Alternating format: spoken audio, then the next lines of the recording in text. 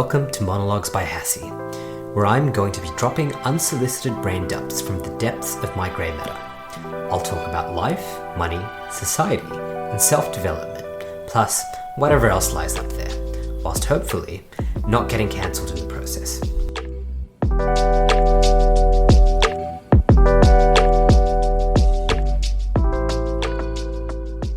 Amongst the subset of more pathological employers around the world, there is a general philosophy which goes something like this.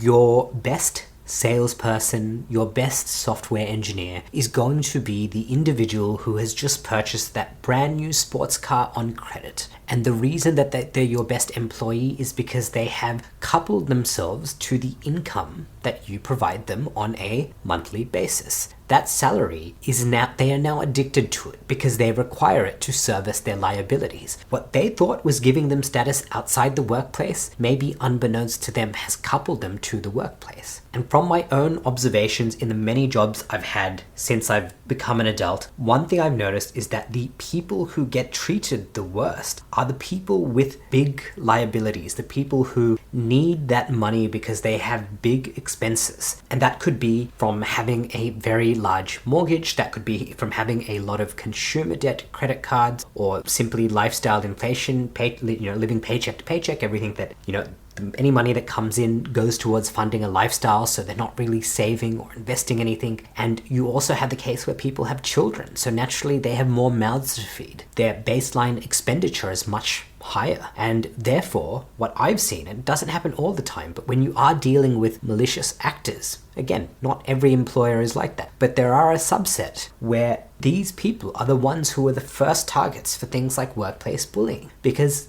the employers, the managers, ultimately know that they are not going anywhere. Even if shit hits the fan and the workplace becomes so toxic, these people can't make the same decisions that somebody else can make, somebody who's in their 20s and single, because they have these huge liabilities. Now, this has nothing to do with age or your status. This has to do with thinking about leverage, so the debt you take on to either finance productive assets, like assets that are going to make you money down the track, or unproductive things, and your liquidity. How much money do you keep that is readily accessible to you? So if shit does hit the fan, you have options and the ability to walk away. And I think if you are listening to this particular episode and you happen to be an employee, then please take heed of this. And one thing I want to point out is you might think that you're an employee and maybe you're the type of person who wants to be, you're happy to work for companies and work for other people for the rest of your life. There's nothing inherently wrong with that. It's a very noble thing. There is value in everybody's work, and there is value in your work. But it is important that you do pay heed to what the people above you are saying, that you pay attention to the attitudes of the people who can make decisions that will influence your life, and that you build optionality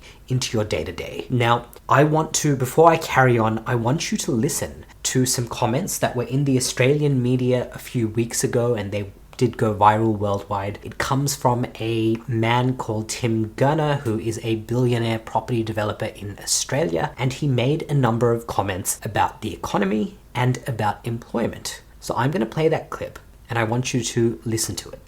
And we need to see that change. We need to see unemployment rise. Unemployment has to jump 40-50% in my view.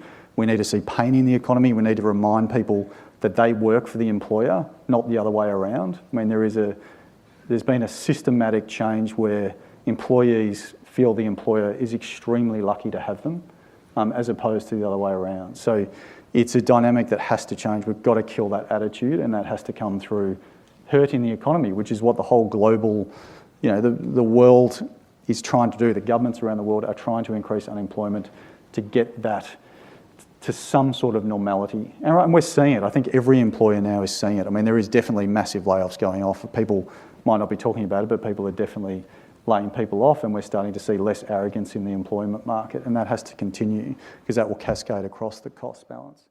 Now, I hope you've had a chance to really pay attention to that last 30 to 40 seconds of sound bites. And I do understand that it is a soundbite. It is not Tim's entire comments, but from that one soundbite, and it's not a 10-second clip, mind you, it's almost a full minute. He's talking about unemployment needing to rise by 40 to 50%, and he's saying that we need to see pain in the economy, that, people should be, that there needs to be employees who feel extremely lucky to have a job. And what Tim is talking about, and mind you, remember, let me remind you that Tim is a billionaire. And there's nothing wrong with being a billionaire, in my opinion.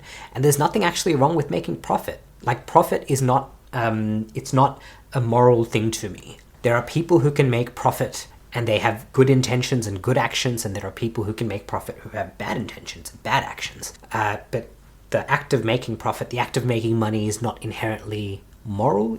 I would consider it to be amoral. So it's neither bad nor good. But in Tim's opinion, and he wants to make money, he's a property developer, he's saying that we need pain in the economy. He wants to see unemployment rise because he is probably complaining about the cost that he needs to pay his tradespeople. And if anybody looks at a graph of capital productivity on capital versus productivity on labor, that wages for the last 20 to 30 years really haven't kept up in Western economies.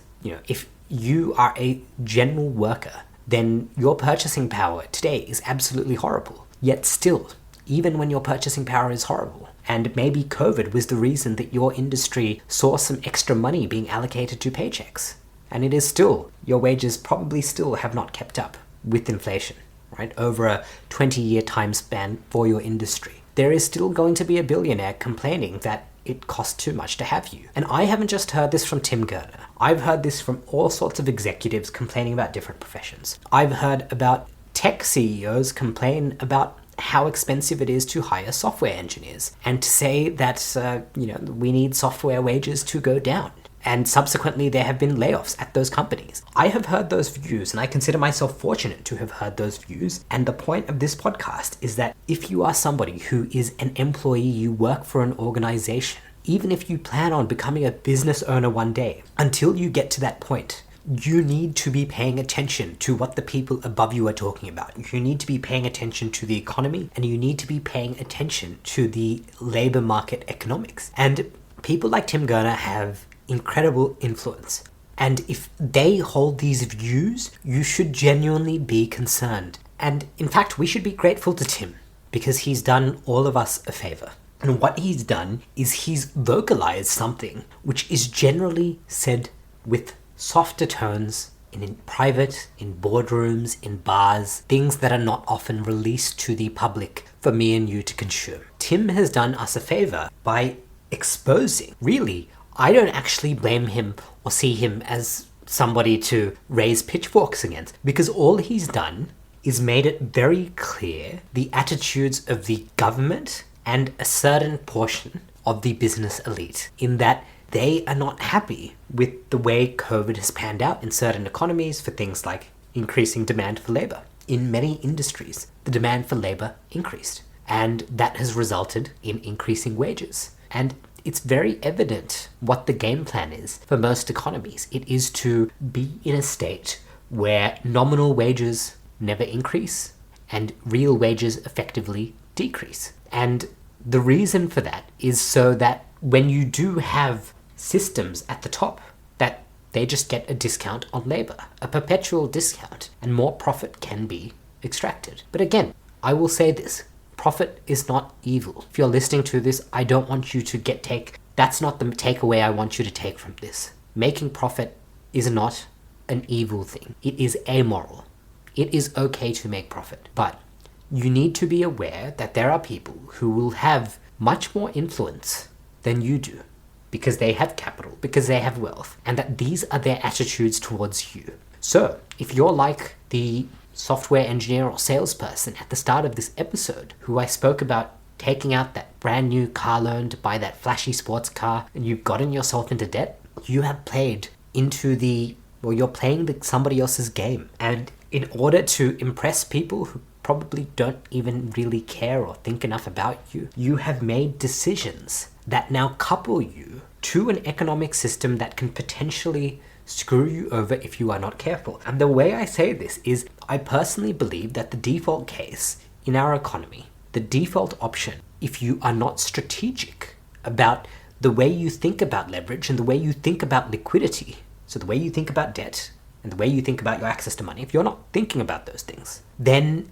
your default state will be to become what is called a wage slave, a wagey, a debt slave. Because once you take on a high level of either consumer debt, or you buy a house that's too big, or you're making financial decisions to impress other people, and you're not saving, you're not investing, then you are in a situation where if your workplace does become bad, if something does become toxic, then you can't walk away. And that is a horrible outcome. And the reason somebody like Tim is saying that he wants pain in the economy is because for him, he knows that's his personal strategy to maximize profit. When he knows that his workers are struggling, so he can extract more from them, where the balance of power has shifted closer to him, right? Despite being a billionaire, he wants even more power in the labor market, right? That's really what he was saying. And again, we should be grateful for him for making that view very apparent. It is not every day that we have somebody in his position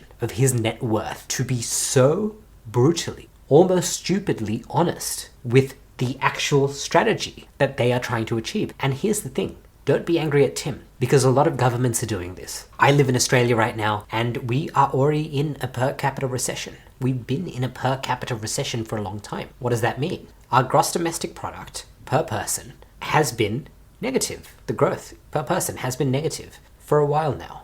Now, people don't like talking about it, and the reason that our overall economy is not in a recession is our government believes in things like unsustainable levels of migration. I'm not anti-migration, but I don't believe in unsustainable levels. And they're doing it because when you look at nominal gross domestic product, so the total number, that goes up because there's more people working, but everyone's worse off. And interest rates are high, there are layoffs happening, and if you're in a position where you lose your job, if unemployment does increase, if your workplace does become toxic, then you want to make sure that you have liquidity, that you've got an emergency fund, that you can look after yourself and the people you care about. And you want to make sure that where you do have leverage, that it is sustainable, that you can service that debt without having to bend over backwards to somebody who might not be treating you very nicely. And that is why I think that even as an employee, do not bury your head in the sands.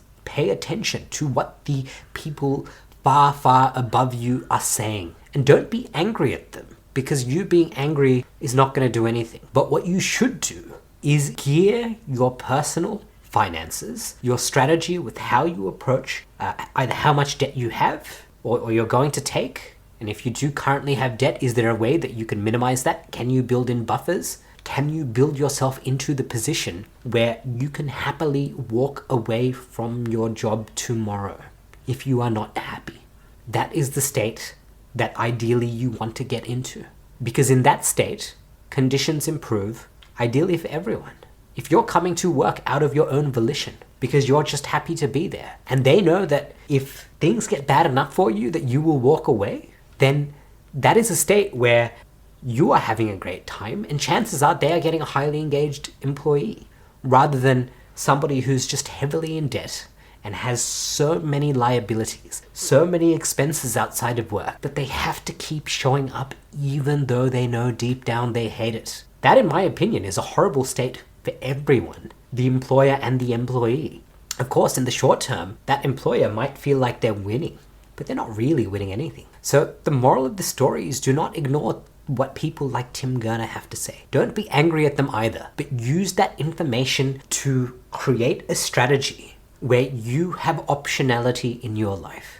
And that is incredibly important. Do not underestimate the value of optionality. When everything is good, you might feel perfectly comfortable living paycheck to paycheck. You might feel perfectly comfortable having a mortgage that's too large. But the moment that things turn sour, the moment that you either get laid off or your workplace becomes toxic, you want to have the ability to walk away.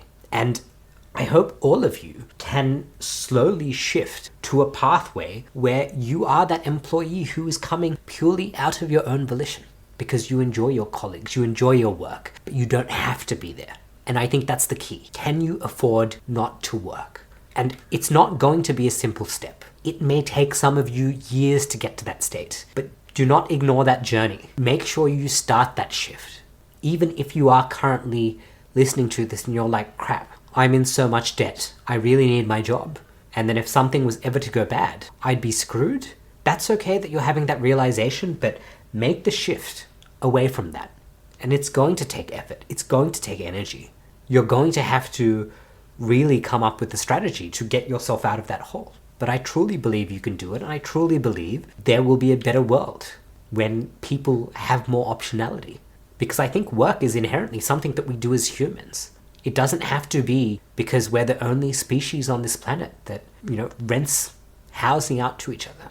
There can be a more joyful world of work. So to those of you listening to this, take it seriously. And I wish all of you great success on all of your endeavors.